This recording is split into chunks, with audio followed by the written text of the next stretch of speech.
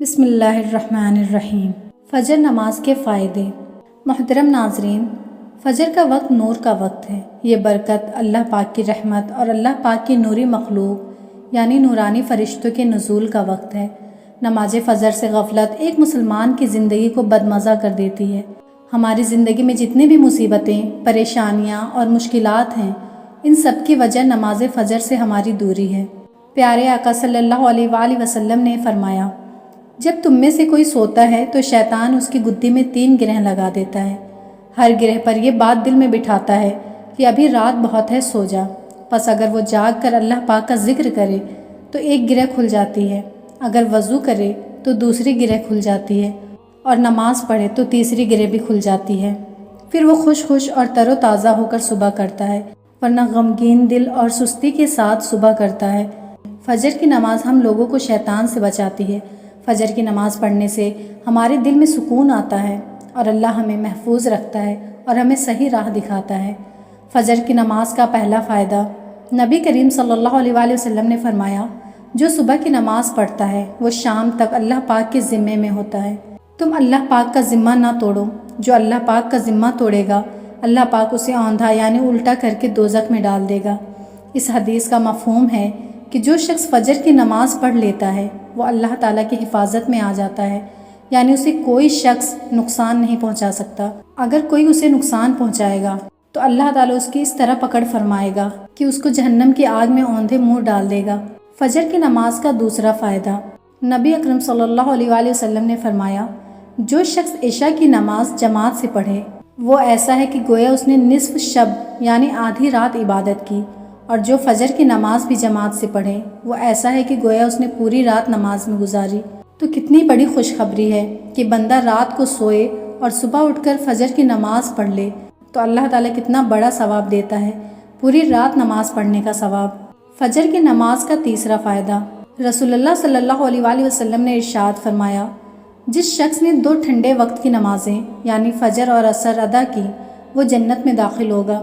رسول اللہ صلی اللہ علیہ وآلہ وسلم نے فجر اور عصر کی نماز کی پابندی کرنے والے کو جنت کی بشارت سنائی ہے، کیونکہ جو انسان ان اوقات میں نماز کی پابندی کرے گا وہ لازمی طور پر دیگر نمازوں کی بھی پابندی کرے گا، کیونکہ فجر کا وقت نہایت غفلت اور سستی کا ہوتا ہے۔ اسی طرح عصر کے وقت بھی لوگ اپنے کاروبار اور دنیا میں مشغول رہتے ہیں۔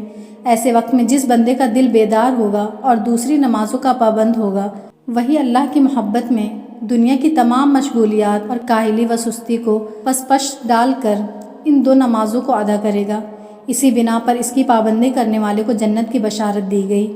فجر کی نماز کا چوتھا فائدہ، نبی کریم صلی اللہ علیہ وآلہ وسلم نے فرمایا، فجر کی 2 رکعتیں دنیا اور دنیا کی ہر چیز سے افضل ہے۔ بعض علماء نے 2 رکعتوں سے فجر کی 2 سنتیں مراد لی ہیں، یعنی ان 2 رکعتوں کی اہمیت اللہ تعالیٰ کی یہاں اس قدر بلند ہے، اس کو ادا کرنے والے کو اللہ تعالیٰ ایسی نعمتوں سے سرفراز فرمائے گا کہ ان کے سامنے دنیا کی ساری نعمتیں ہیچ معلوم ہوں گی۔ اگر فجر کی سنتوں کا مقام اس قدر بلند ہے تو فرض رکعتوں کی اہمیت کا کیا عالم ہوگا۔ فجر کی نماز کا 5واں فائدہ، حضور صلی اللہ علیہ وآلہ وسلم نے فرمایا، رات اور دن کے ملائکہ نماز فجر اور عصر میں جمع ہوتے ہیں۔ جب وہ جاتے ہیں تو اللہ پاک ان سے فرماتا ہے، حالانکہ وہ جانتا ہے، وہ عرض کرتے ہیں، تیرے بندوں کے پاس سے جب ہم ان کے پاس گئے تو وہ نماز پڑھ رہے تھے اور انہیں نماز پڑھتا چھوڑ کر تیرے پاس حاضر ہوئے۔ روایت ہے کہ نبی کریم صلی اللہ علیہ وآلہ وسلم نے فرمایا، جو صبح کی نماز کو گیا ایمان کے جھنڈے کے ساتھ گیا، اور جو صبح بازار کو گیا ابلیس کے جھنڈے کے ساتھ گیا۔ حضرت انس رضی اللہ تعالیٰ عنہ سے روایت ہے، سرکار مدینہ صلی اللہ تعالیٰ علیہ وآلہ وسلم نے ارشاد فرمایا، جس نے 40 دن فجر و عشاء با جماعت پڑھی اس کو اللہ پاک 2 آزادیاں عطا فرمائے گا، ایک نار یعنی آگ سے، دوسری نفاق یعنی منافقت سے۔ حدیث شریف میں ہے کہ بے شک قیامت کے روز بندے کے اعمال میں سے سب سے پہلے نماز کا حساب ہوگا، پس اگر اس کی نماز ٹھیک نکلی تو کامیاب رہا اور بامراد ہوگا، اور اگر نماز خراب نکلی تو نقصان میں پڑے گا اور کامیابی سے محروم ہوگا۔ اسی طرح ہمارے پیارے نبی حضرت محمد صلی اللہ علیہ وآلہ وسلم فرماتے ہیں، 5 نمازیں اللہ تعالیٰ نے فرض کی ہیں، جس نے ان نمازوں کا وضو اچھی طرح کیا اور انہیں بر وقت پڑھا اور ان کا رکوع اور سجدہ پوری طرح ادا کیا تو اس کے لیے اللہ تعالیٰ کے ذمہ یہ عہد ہے کہ اللہ تعالیٰ اس کو بخش دے گا، اور جس نے ایسا نہ کیا اس کے لیے اللہ تعالیٰ کے ذمے کوئی عہد نہیں، چاہے بخش دے چاہے عذاب دے۔ ایک مرتبہ حضور رسول کریم صلی اللہ علیہ وآلہ وسلم سردی کے زمانے میں آبادی سے باہر تشریف لے گئے۔ اس وقت درختوں کے پتے جھڑ رہے تھے۔ آپ صلی اللہ تعالیٰ علیہ وآلہ وسلم نے ایک درخت کی 2 ٹہنیاں پکڑیں تو اور زیادہ پتے جھڑنے لگے۔ وہاں آپ صلی اللہ علیہ وآلہ وسلم کے صحابی حضرت ابو ذر رضی اللہ تعالیٰ عنہ تھے۔ آپ صلی اللہ علیہ وآلہ وسلم نے ان کو مخاطب کر کے فرمایا، یقین جانو بندہ اللہ کی رضا کے لیے نماز پڑھتا ہے تو اس کے چھوٹے گناہ اسی طرح جھڑ جاتے ہیں جیسے یہ پتے جھڑتے ہیں۔ ایک مرتبہ حضرت محمد مصطفیٰ صلی اللہ علیہ وآلہ وسلم نے فرمایا کہ بتاؤ اگر تم میں سے کسی کے دروازے پر نہر ہو جس میں وہ روزانہ 5 مرتبہ غسل کرتا ہو تو کیا اس کے بدن پر کچھ میل باقی رہے گی؟ صحابہ نے عرض کیا ذرا بھی باقی نہیں رہے گی۔ تو آپ صلی اللہ علیہ وآلہ وسلم نے فرمایا یہی حال 5 نمازوں کا ہے، ان کے ذریعے اللہ تعالیٰ گناہوں کو مٹا دیتا ہے۔ حضرت ابو سعید خدری رضی اللہ تعالیٰ عنہ سے روایت ہے، حضور اقدس صلی اللہ علیہ وآلہ وسلم نے ارشاد فرمایا، جس نے جان بوجھ کر نماز چھوڑی تو جہنم کے اس دروازے پر اس کا نام لکھ دیا جائے گا جس سے وہ داخل ہوگا۔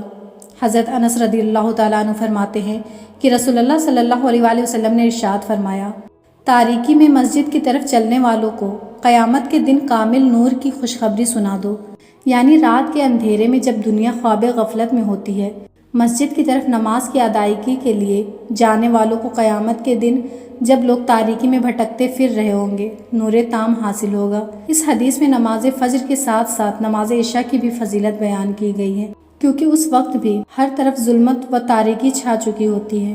رسول اللہ صلی اللہ علیہ وآلہ وسلم نے فرمایا، جس شخص نے نماز فجر جماعت کے ساتھ ادا کی پھر بیٹھ کر اللہ کا ذکر کرتا رہا یہاں تک کہ سورج طلوع ہو گیا، پھر اس نے 2 رکعتیں پڑھیں تو اسے 1 حج اور عمرہ کا ثواب ملے گا۔ وہ فرماتے ہیں کہ رسول اللہ صلی اللہ علیہ وسلم نے فرمایا، پورا حج و عمرہ کا ثواب ملے گا۔ ان احادیث مبارکہ سے نماز فجر کی اہمیت کا بخوبی اندازہ لگایا جا سکتا ہے۔ لہٰذا امت محمدیہ کو چاہیے کہ آقا صلی اللہ علیہ وآلہ وسلم کے ارشادات کی پیروی کرتے ہوئے نمازوں کی پابندی کو خود پر لازم کر لیں۔ اللہ پاک ہمیں ان احادیث پر عمل کرنے کی توفیق عطا فرمائے، آمین۔